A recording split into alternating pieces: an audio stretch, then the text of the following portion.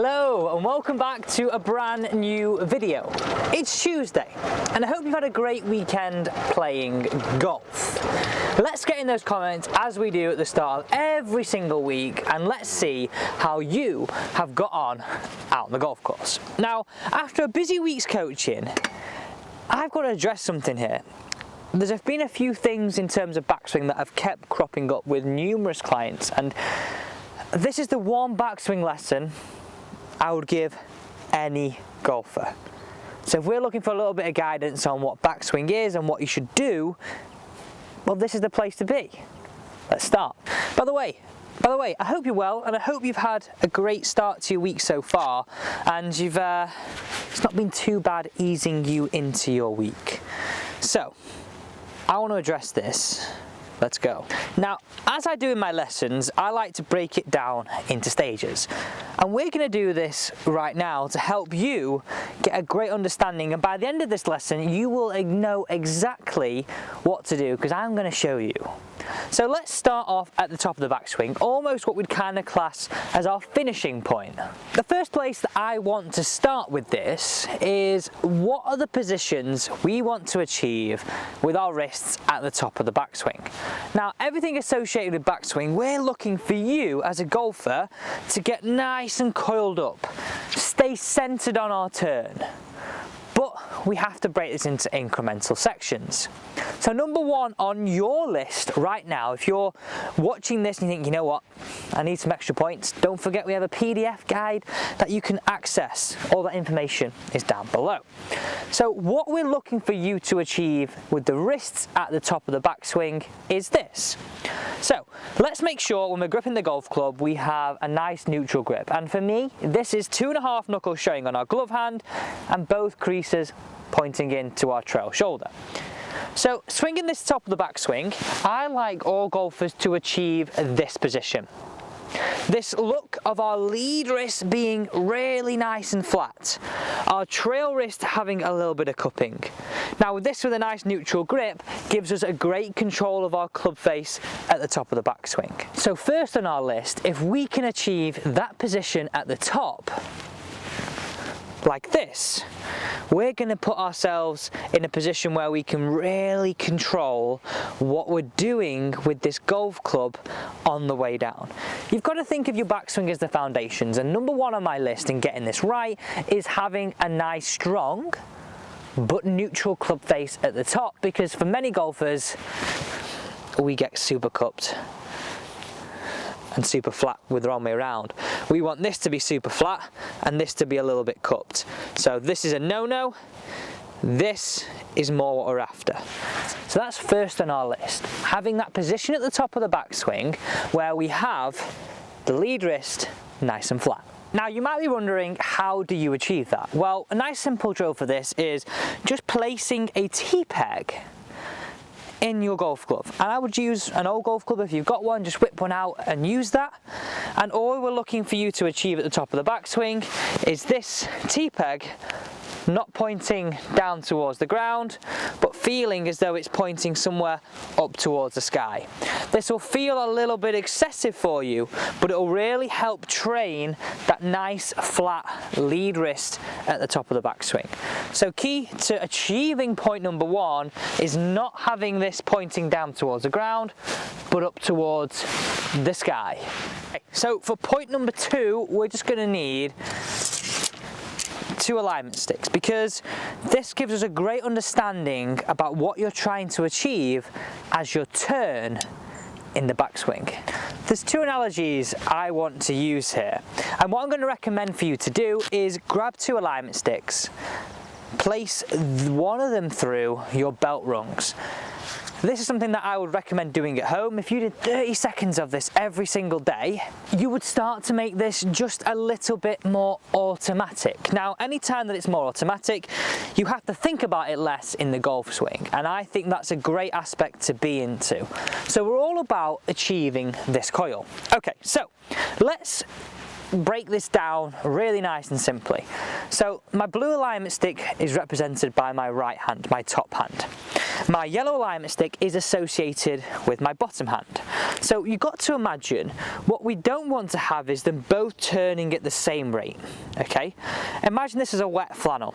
I want to feel as though I'm really getting a squeeze on this as much as I can from feeling as though my upper half is turning a little bit more than my lower half. So this aspect, because with an iron swing, we don't want this sway to become a lot, because that would alter our bottom of the arc. What we're really looking for you to feel is that you coil up, but you stay nicely over the golf ball, okay? So remember this, I'm really looking to wring this upper half against my lower half as much as I can to increase my potential power. So bringing this to life, place one alignment stick across our chest, and as I said, the other one through our belt rungs. We're not looking for them both to move at the same rate. We're not looking for too much lateral movement. What we're really trying to feel is we get this coil up in the backswing. Now, if I placed a line just on the outside of my body here, I wouldn't be going through that line. My right hip would be moving away from that line, and I would get sort of a 90 with my upper half, 45 split. And you can see from that face on perspective how much my upper half has turned more than my lower, okay? This is what we're after. This is what we're after, and from the down the line perspective, you would really see that I have coiled up, but I've stayed in posture. Now, as you start your downswing, this allows you to move and cover that golf ball, whereas you've got to think, if you massively sway off in that backswing, it's going to be very hard for you to find that iron strike. Well, in a matter of fact, a strike with any club. So point number 2 is really achieving that coil up in that backswing. Grab a golf club now, place one alignment stick on the side, and if you're at the range, give this a go. Just move this alignment stick through a little bit and try hitting one away just like this. Give this a really nice feeling of what I kind of call freezers. Coil it up and down, and you could hear by the difference in my voice there, I was really achieving that squeeze on the top half to get that coil. Not too much of this. And you're going to feel like you're in a great position at the top. Don't forget, we've got one more point that I really want to address. Here we go. What a shot we've got in here, by the way.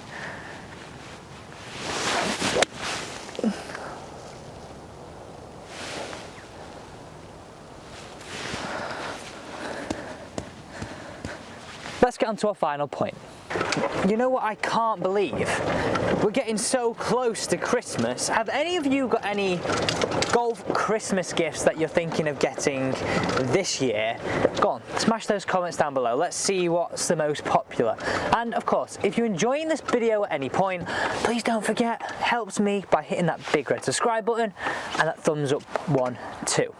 Okay, I think it's really important we move on to the 18th tee when we talk about driver here, and the final point of what do these arms want to do in this backswing? What is the function? What are we looking for you to achieve? And this really brings it together, and I want to show you is that today's video is all centered around backswing with whatever club. What do the arms do? How do I keep my left arm straight? What does my right arm do? How do I do all these factors but still get the turn and the lead wrist nice and flat? Well, I've got the answer for you. So I want to use this analogy right here, and I think this is great because this is going to pull every single facet of today's video together, okay? What the wrists want to do, what the body wants to do, and now what the arms need to do. It can all get a little bit confusing, can't it? So address your golf ball, get into golf posture and as athletic as we can, and just simply bring that golf ball up. So get into golf posture and address that golf ball as athletically as you can.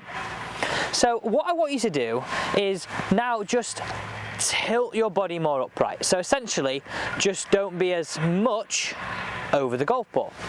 I want you to make this move and this feeling, okay? I want you to simply just work the golf club across the body and work it back through. Just keep continuing to make this motion. If you look exactly what's happening here, I'm almost preparing these arms.